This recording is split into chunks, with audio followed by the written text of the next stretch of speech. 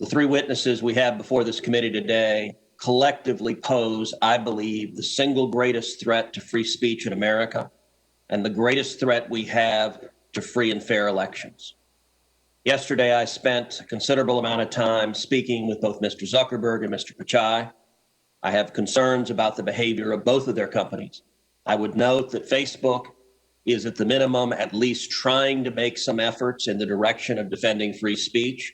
I appreciate their doing so. Google, I agree with the concerns that Senator Klobuchar raised. I think Google has more power than any company on the face of the planet. And the antitrust concerns are real. The impact of Google is profound. And I expect we will have continued and ongoing discussions about Google's abuse of that power and its willingness to manipulate search outcomes to influence and change election results. But today, I want to focus my questioning on Mr. Dorsey and on Twitter. Because of the three players before us, I think Twitter's conduct has by far been the most egregious. Mr. Dorsey, does Twitter have the ability to influence elections? No. You don't believe Twitter has any ability to influence elections? No, we are one part of a broad spectrum of communication channels that people have.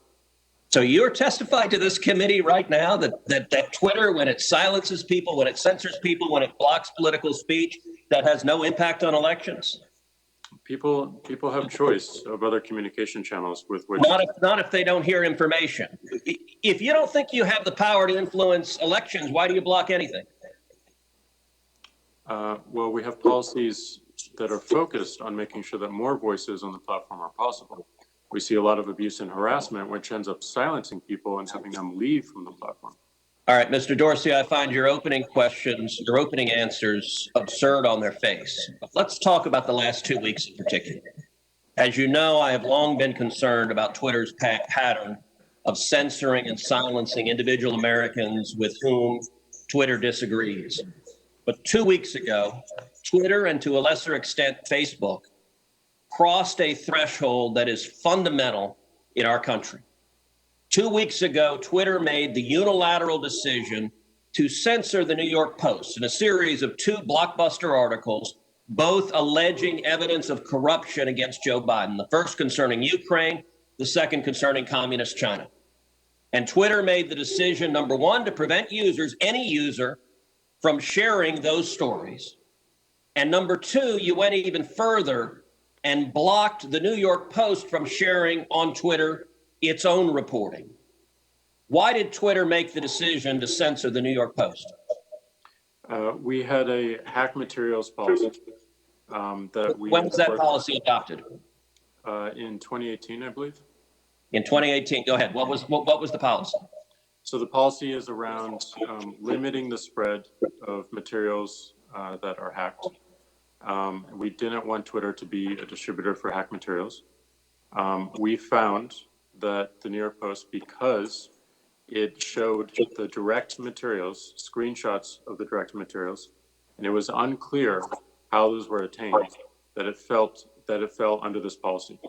Now, so in your view, if it's unclear the source of a document, and in this instance, the New York Post documented what it said the source was, which it said it was a laptop owned by Hunter Biden that had been turned into a repair store. So they weren't hiding what they claimed to be the source. Is it your position that Twitter, when you can't tell the source, blocks press stories? No, not at all. Our team made a fast decision. The enforcement action, however, of blocking URLs, both in tweets and in DM, in direct messages, we believe was incorrect. And we changed it. Today, right now, the New York Post is still blocked from tweeting 2 weeks later. Yes, they have to log into their account, which they can do at this minute, delete the original tweet, which fell under our original enforcement actions, and they can tweet the exact same material in the exact same article, and it would go through. So, Mr. Dorsey, your ability is you have the power to force a media outlet. Let's be clear. The New York Post isn't just some random guy tweeting. The New York Post has the fourth highest circulation of any newspaper in America. The New York Post is over 200 years old. The New York Post was founded by Alexander Hamilton. And your position is that you can sit in Silicon Valley and demand of the media that you can tell them what stories they can publish, and you can tell the American people what reporting they can hear. Is that right? No, this was a, every person, every account, every organization that signs up to Twitter agrees to a terms of service. Terms of service is so public. Media outlets must genuflect and obey your dictates if they wish to be able to communicate with readers. Is that right? No, not at all. We recognized an error in this policy, and specifically the enforcement. You're still blocking their posts. You're still blocking their posts. Right now, today, you're blocking their posts. We're not blocking the post. Anyone can tweet. Can the New York Post post on their Twitter account? If they go into their account. No is your answer to that. No, unless they genuflect and agree with your dictates. Let me ask you something.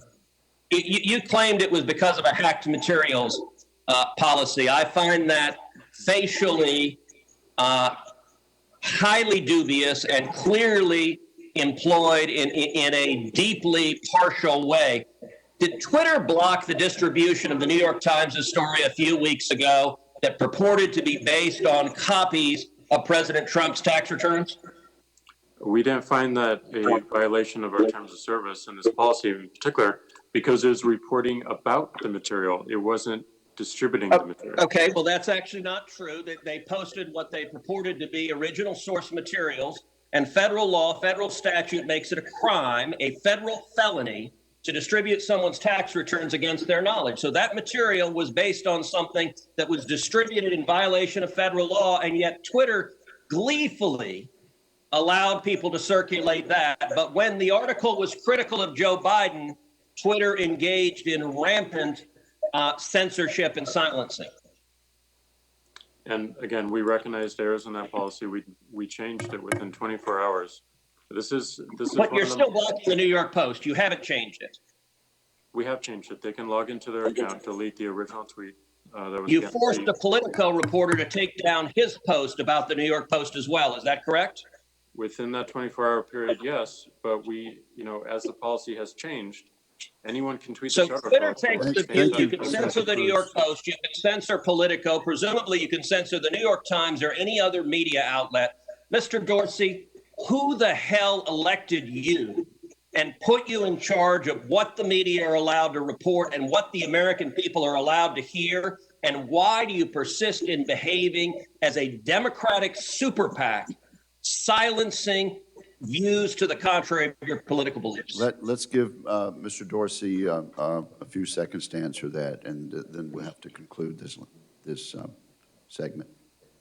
Well, we're not doing that, and this is why I opened this hearing with calls for more transparency. We realize we need to earn trust more. We realize that more accountability is needed to show our intentions and to show the outcomes.